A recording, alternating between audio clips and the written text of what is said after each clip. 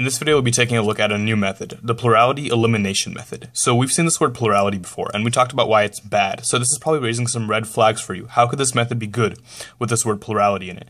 Well, the reason is because of the second word, elimination. This elimination means that we take into account all the information. We take into account the rankings, like the board account method, so we get a more holistic picture and a better winner in the end. So let's see one way to do it, and then we'll look at a more efficient way to do it. So here's the situation. You have 5 candidates, A through E, and you have a voting day. We'll call this day 1, where you ask everyone to come out and list only their first place candidates. So I do promise that we'll take into account their rankings in the end. It's just that every day we ask them only to list their first choice candidate. So here's the results of the first day. 13 people voted A as their first choice candidate, 5 voted B, 15 for C, 2 for D, and 10 for E. Now, under the only plurality method, if that's what the method we were doing, we would award the victory to C. But we're not doing that because we want to take out all information. So instead, we're going to do elimination. Instead of awarding the win right now, we're going to eliminate the candidate with the least votes. And from the looks of this table, that's going to be candidate D.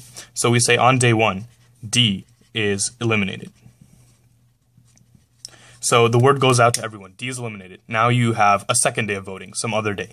And on that day, you ask everyone to come back out again and vote for the new candidates without D. So you ask them to vote who's their favorite between A, B, C, and E.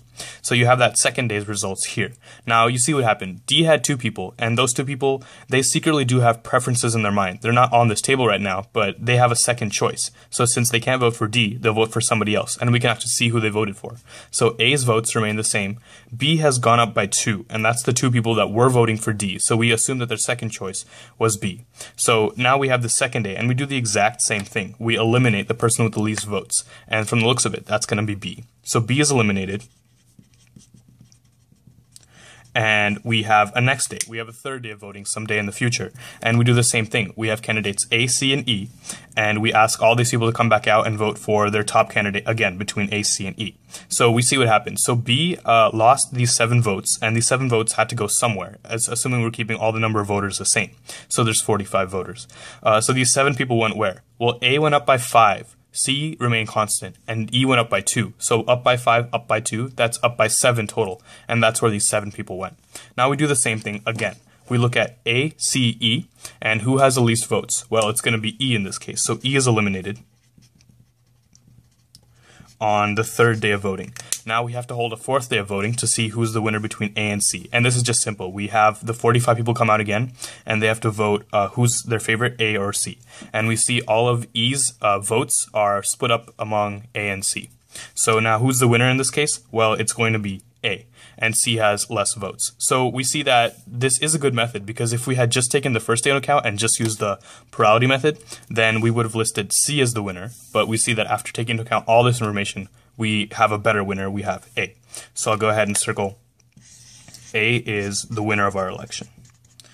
Now, although this is good, we took into account all the information implicitly. We didn't ask everyone their rankings in the beginning, but they were kind of taken into account implicitly, because after each day, people who would have voted for the person who got out now shift their vote to their second favorite or third favorite candidate, so on. But the problem with this is we have one election on one day, another election, another election, another election. We have 4 elections just to elect a candidate. Now, that can be kind of cumbersome. It can get expensive to get all these voting booths and send the information out. And there's a big possibility that these 45 people in the beginning aren't going to show up for every election. People get bored. They're not going to want to show up for 4 elections in a row. And it's also possible that people will say, I'm just going to wait till the last election. I don't want to go to the first 3. And then you won't have enough people to show up even for the first one. So this is a problem. This is why you should always ask for rankings in elections from the beginning. So on the back, I've reproduced all the data. So now we have all the data in the beginning. So assume on the first day of voting, which is the only day of voting we need under this method, you ask all these 45 voters to put their rankings instead of just first choice candidates. So you see that this information is constant. How many people voted for A as first choice? 13. Just like we had right here. How many people voted for C, for example? 15. How many people voted for C first choice here? Well, these 3 and these 12. So 15 and 3 and 12 makes 15. So all the information is the same, except we're asking people to just list it straight up front, so they don't have to show up 4 days in a row, or some 4 days in the month, for example. So they don't have to come out all the time. They can just do it one time and be done. So this is much more efficient. And let's see how using just this table, somebody would determine the winner. So let's go ahead and just see what happens. So who has the least first place votes? We determined that was D.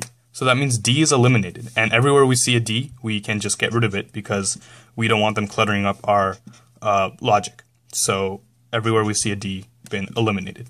Okay, so now who has the most votes? So now we're going to write a little table down here. So A has how many votes after the first round of elimination? So A has 13 still. B has how many votes? Well, B has these 5 from these 5 people that put this order who wanted B first. But also, these 2 people who voted D first now can't vote for D anymore. So we assume they voted for B. And this is what's powerful, because we can just assume they would vote for B because that's their second choice. We don't need them to come out on a second day and physically tell us that they're voting for B as their new first choice. So now B has 5 and 2 voters for 7 voters. C gets how many voters? C has these same 15. And D has how many? D is eliminated, actually, so we put an X, and E retains these 10. So after the first round, and this is not days anymore, this is just rounds. We can do this all in like 5 minutes. So now this is the numbers. Now who is the least among 13, 7, 15, and 10? Well, we said that was B. So B will be eliminated here, and we can go on. So now we will cross out all the B's we see. So we're going to cross out all the B's. This one, this one, this one, this one, this one, and this one. So now those we don't consider anymore. Now let's look at the next round. So A now has how many votes after all of this? He still has these 13, and is he getting any more? So all we have to do is look at how each person would vote. So this people voting for C, these are for E, these are for E, these are for A, so this is something new. Since these people can't vote for B anymore, they're going to vote for A. So he gets 5 new voters. So he's going to have a total of 13 and 5 for 18 total voters. B is gone. C is getting how many voters? C is getting these 3. He's getting these 12. So same, 15. And D is gone. And E is getting how many voters? So E is getting these 10. And he'll also be getting these 2, because these 2 people would have voted for D, who's gone. They would have voted for B if he was still there, but he's gone. So now they have to vote for E. So he's getting 10 and 2. He's getting 12 voters. And we can check if we counted everyone by just seeing if these totals add up to 45 each time. So now we need to figure out who's been eliminated. So A has 18 votes, C has 15, E has 12 only. So that means E is our new person who's been eliminated. So everywhere we see an E, we can just get rid of that. So E is now eliminated. So now we're just between 2 people, A and C. So we're going to go ahead and see who's the winner between A and C. So now last thing we do, we just have to tabulate the votes. So A is getting how many votes? He's getting 13. He's getting 10. So he's getting 23 now. And he's getting 5 more. So that's 28. And we can just subtract that from 45. But let's just go through and see how much C is actually getting. So C is getting 3. He's getting 2. So that's 5. And he's getting 12. So he's getting 15. So 17, sorry. So he's getting 28, and so they're getting 28 and 17 votes. And we can just see if these add together and make 45, and they do. So we've accounted for everybody. And now after we do all that, we see that the winner is going to be A with his 28 votes. So this is a much more elegant way to do this, because we only have to take into account, we only ask these people once, who's your top preference, who's your second top preference, third, fourth, and fifth, and then they can go home. They never have to come back for secondary voting and stuff like that. So this is often called instant runoff voting, because often when you have a tie between candidates or something like that, you have to have a runoff election to see who will win. But this is instant runoff because it can just be done on a piece of paper. You don't have to ask people to come back. But as we did with other methods, we have to talk about what can go wrong and the shortcomings of this method. So what I've done here is drawn a new table. This is just some new election with less candidates, just A, B, and C. And here's how the people voted. So A people voted like this, 10 like this, 11 like this, 5 like this. Okay? But this is just a survey. Okay? So this is how people would vote. Often when you have presidential elections and stuff like that, people will go out and ask people, how would you vote before the election, just so they can get some statistical idea of who's going to be the winner or who's more likely to win. So let's say this is the statistical evidence. This is not the actual voting. This is just how people said they would vote a couple days prior to the election, let's say. So let's say word gets out that after we do this, we're going to see who's going to be the winner. So let's go ahead and do the we'll do the plurality elimination method on this right now. So how many votes does A have? A has 8 and 5, so he has 13. B has 10, and C has 11. So the first person to get out is going to be B. So we're going to cross out all the B's on this table, right, like this. And now how many does A have? A has 8. He has 5. So A has 13, and then C will get the remaining 21. So it looks like C is going to be the clear winner of this election. So from the survey or the statistical evidence, it looks like C is going to win. And let's say that word gets out. Either it's published in the news or the word just gets out somehow that C is going to win. And since people, remember, like we said before, they don't want to waste their vote, they want to vote for a winner often. So let's say these 5 people hear that. They hear that C is going to be the likely winner. So they say, all right, well, let's just switch our order. So what they do instead is, instead of voting A, C, B, they vote C, A, B. They switch around C and A to put C first, even though that's not really how they feel. That's just, they just want to do that so that their vote counts for more. So after they do that, this is the new table. So these 8 and 10 people haven't changed. Now, these 11 people voting CAB and these 5 people now voting CAB combined to make 16 people voting CAB.